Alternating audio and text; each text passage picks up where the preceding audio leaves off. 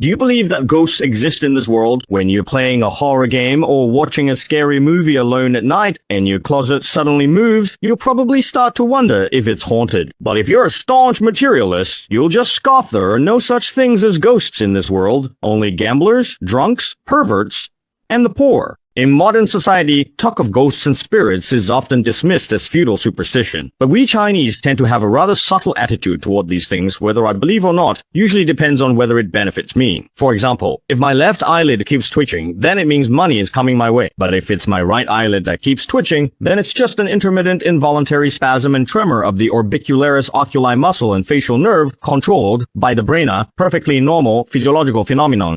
Superstition in the left eye, science in the right eye. There are mainly two reasons why we're afraid of ghosts. The first is that ghosts look frightening and create a scary atmosphere. For example, when you see Sadako with her hair covering her face crawling out of the TV, you feel scared. But if this Sadako were stunningly beautiful with a figure to die for, curves in all the right places and hips wider than her shoulders, well, it wouldn't just be Sadako even. If Jia Yezi showed up, you'd be eager to give it a try.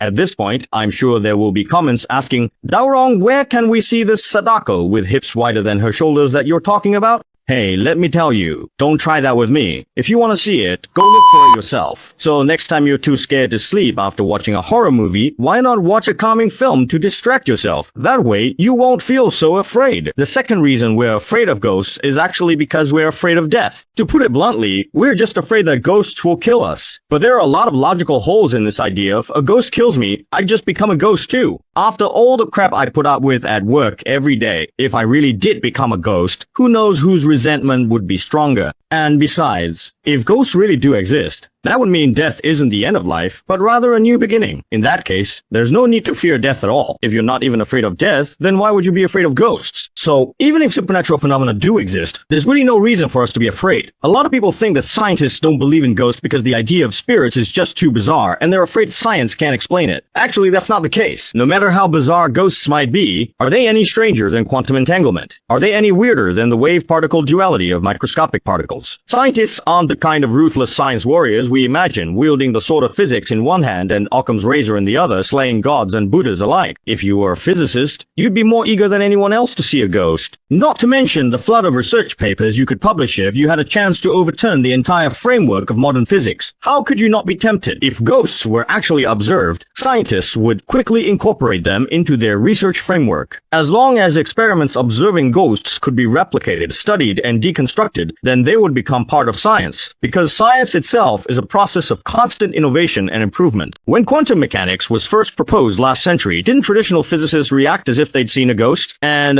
when it comes to the concept of ghosts and spirits, whether Chinese or Western, they are all considered to be the consciousness and soul of a person. So discussing whether ghosts exist is essentially the same as discussing whether consciousness can exist independently of the physical body. See, with this shift in perspective, a metaphysical question immediately turns into a legitimate scientific one. So can ghosts be explained scientifically? I once watched a film called Spectral, which depicted a type of artificial life form that could float, fly, pass through walls, and become visible only through hyperspectral cameras. Physical attacks from humans had no effect on them, but they could attack humans. In many ways, their characteristics were very similar to the way ghosts are described. In the movie, these artificial life forms are a type of Bose-Einstein condensate life form. The common states of matter are solid, liquid, gas, and plasma, but Shao I predicted a fifth state of matter years ago. When approaching absolute zero, a large number of bosons condense into a superfluid state of matter with no frictional resistance. This is the Bose-Einstein condensate.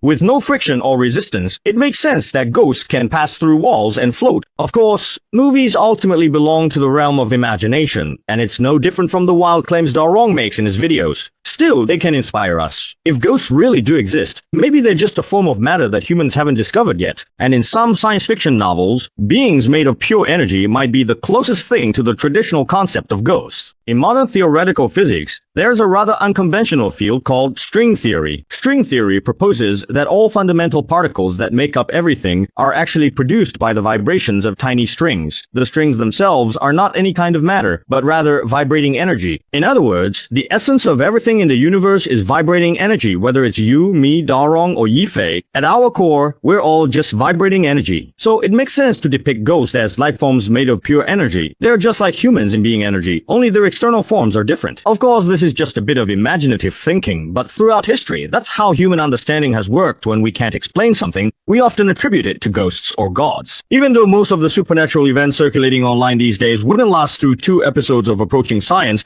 there are still many phenomena that science can't explain. And as science continues to advance, inevitably more and more supernatural phenomena will be explained. Just like in the movie Interstellar. At first, the protagonist's daughter thought all the strange occurrences in her bedroom were caused by a ghost, but later she realized it was actually her father desperately trying to send her messages from the 5th dimension. Maybe in the future, when science has developed to a certain level, we may look back and see the remarkable path we have taken. When science advances, we may realize what ghosts are.